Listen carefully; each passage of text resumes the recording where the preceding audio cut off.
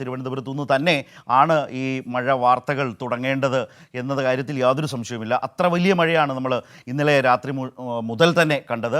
അപ്പോൾ അതിതീവ്ര മഴ പൊതുവിൽ തുടരുന്നു എന്നുള്ള അവസ്ഥ നിൽക്കുകയാണ്. മാനസ റെഡിയായി കഴിഞ്ഞിട്ടുണ്ട്. 4 ജില്ലകളിൽ പൊതുവായ വിവരങ്ങൾ കൂടി എനിക്കൊന്ന് മാനസ നൽകും എന്നാണ് വിചാരിക്കുന്നത്. 4 ജില്ലകളിൽ റെഡ് അലേർട്ട് പ്രഖ്യാപിച്ചിട്ടുണ്ട്. അപ്പോഴും പറയുന്നത് കാലവർഷം എത്തിയിട്ടില്ല എന്നാണ്. പക്ഷേ രാവിലെയും ഇന്നലെയും ഒക്കെ കണ്ടവർക്കറിയാം, അല്ലെങ്കിൽ മഴ അനുഭവിച്ചവർക്ക് അറിയാം, കാലവർഷത്തിൻ്റെ എല്ലാ ആവേശവുമുള്ള ഒരു മഴയാണ് നമ്മൾ അനുഭവിച്ചുകൊണ്ടിരിക്കുന്നത്. മാനസ, കാലവർഷം നാളെ എത്തൂ എന്നൊക്കെയാണ് വാർത്തകളിൽ നമ്മളൊക്കെ പറയുന്നത്, അല്ലെങ്കിൽ നമ്മുടെ മുമ്പിൽ വന്നിട്ടുള്ളത്. ഗുഡ് മോർണിംഗ് കേട്ടോ, അത് പറയാൻ മറന്നുപോയി. അപ്പോൾ എങ്ങനെയാണ് ഇപ്പോഴത്തെ ഒരു മഴയുടെ ഒരു അവസ്ഥ? അതിതീവ്ര മഴയാണ്, കാലവർഷം പുറകെയാണ് എത്താൻ പോകുന്നതെന്നാണ് പറയുന്നത്, അല്ലേ?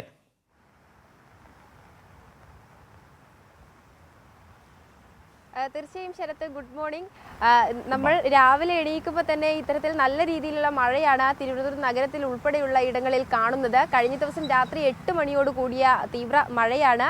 അത് ഇപ്പോഴും തുടരുന്നു എന്നുള്ളതാണ് പ്രധാനമായും അറിയുന്നത്. ഏതായാലും വിവിധ ജില്ലകളിൽ ഈ മഴ തുടരുന്നതിൻ്റെ സാഹചര്യത്തിൽ ഏറ്റവും പുതിയ മുന്നറിയിപ്പ് പ്രകാരം 4 മണിക്കാണ് കേന്ദ്ര കാലാവസ്ഥാ വകുപ്പ് മുന്നറിയിപ്പ് പുതുക്കിയത്. അതിൽ 4 ജില്ലകളിലാണ് റെഡ് അലർട്ട് പറഞ്ഞിരിക്കുന്നത്. അതായത് എറണാകുളം, കോട്ടയം, ഇടുക്കി, തൃശ്ശൂർ ജില്ലയിലാണ് റെഡ് അലർട്ട് ഉള്ളത്. ഒപ്പം തന്നെ 5 ജില്ലകളിൽ ഓറഞ്ച് അലർട്ട്, അതായത് അതിശക്തമായ മഴ 5 ജില്ലകളിൽ ഉണ്ടാകും എന്ന മുന്നറിയിപ്പാണത്.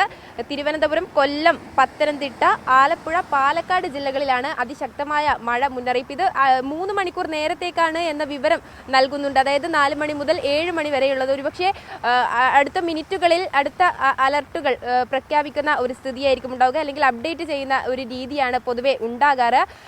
ഏതായാലും സംസ്ഥാനത്തെ ഇന്ന് റെഡ് അലർട്ട് നൽകിയിരുന്നു 2 ജില്ലകളിൽ, അതായത് കണ്ണൂർ, കാസർഗോഡ് ജില്ലകളിലാണ്. പക്ഷേ നിലവിൽ തെക്കൻ ജില്ലകളിലാണ് മഴ ശക്തമായ രീതിയിൽ തുടരുന്ന ഒരു സ്ഥിതി ഉണ്ടാകുന്നത്. വടക്കൻ മേഖലകളിലുള്ള ജില്ലകളിലൊക്കെയും പൊതുവെ ഇവിടത്തെ അപേക്ഷിച്ച് ശാന്തമായ രീതിയിലാണ് മഴ ലഭിച്ചുകൊണ്ടിരിക്കുന്നത് എന്നാണ് ലഭിക്കുന്ന വിവരം. എങ്കിൽ കൂടിയും വരും മണിക്കൂറുകളിൽ മഴയുടെ തീവ്രത കൂടുകയാണെങ്കിൽ ഒരുപക്ഷെ അലർട്ടുകളിലും മാറ്റം വന്നേക്കാം.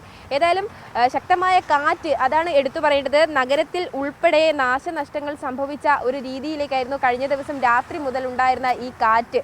50 കിലോമീറ്റർ വരെ വേഗതയിലാണ് കാറ്റ് വീശിയത്. അതുകൊണ്ട് തന്നെ പല ഇടങ്ങളിലായി വെള്ളയമ്പലം, ബേക്കറി ജംഗ്ഷൻ, രാജ്ഭവനിന് മുന്നിൽ തുടങ്ങിയ എല്ലാ ഇടങ്ങളിലും, മുക്കോല ജംഗ്ഷൻ, കഴക്കൂട്ടം, എല്ലാ ഇടങ്ങളിലും മരം കടപുഴകി വീഴുന്ന ഒരു സ്ഥിതി ഉണ്ടായിരുന്നു. അതുകൊണ്ട് തന്നെ വാഹനങ്ങളിലും മറ്റും പോകുന്നവർ അതീവ ജാഗ്രത ഇപ്പോൾ തുടരേണ്ട സ്ഥിതിയാണ്. കാരണം നമുക്ക് ആലപ്പുഴയുടെ നമുക്ക് പല ജില്ലകളുടെ ആലപ്പുഴ, പത്തനംതിട്ട, കോട്ടയം ഇതെല്ലാം അറിയേണ്ടതുണ്ട്. ഞാൻ മനസ്സിലേക്ക് വീണ്ടും വരാം. കാരണം തിരുവനന്തപുരത്താണ് ഏറ്റവും ശക്തമായ മഴ ലഭിച്ച ജില്ലകളിൽ ഒന്ന്. അതുപോലെ തന്നെ ഈ കാറ്റിൽ വലിയ നാശനഷ്ടം ഉണ്ടായിട്ട് മാനസ് അതാണ് സൂചിപ്പിച്ചത്. പക്ഷേ ഇപ്പോൾ മഴ ഒരല്പം കുറഞ്ഞു നിൽക്കുന്നുണ്ട്. തിരുവനന്തപുരം തമ്പാനൂർ റെയിൽവേ സ്റ്റേഷൻ പരിസരത്ത് നിന്നുള്ള ദൃശ്യങ്ങളാണ് തത്സമയം നമ്മൾ സ്ക്രീനിൽ കണ്ടുകൊണ്ടിരിക്കുന്നത്.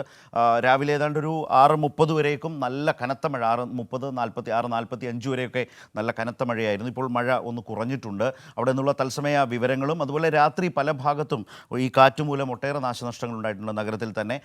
അതിൻ്റെയും ദൃശ്യങ്ങളൊക്കെ നമ്മുടെ മുമ്പിലുണ്ട്. അതിൻ്റെ വിശദാംശങ്ങളിലേക്കൊക്കെ മാനസയിലേക്ക് തന്നെ നമുക്ക് മടങ്ങി വരാം. തിരുവനന്തപുരം നഗരത്തിൻ്റെ ഒരു പൊതു അവസ്ഥ, അതെല്ലാം പരിഹരിക്കാൻ രാത്രിയിൽ തന്നെ വിവിധ വിഭാഗങ്ങൾ, സർക്കാർ വിഭാഗങ്ങളൊക്കെ രംഗത്ത് വന്നത് നമ്മുടെ മുമ്പിലുണ്ട്. അത്തരം വിവരങ്ങളുമൊക്കെ അറിയാം.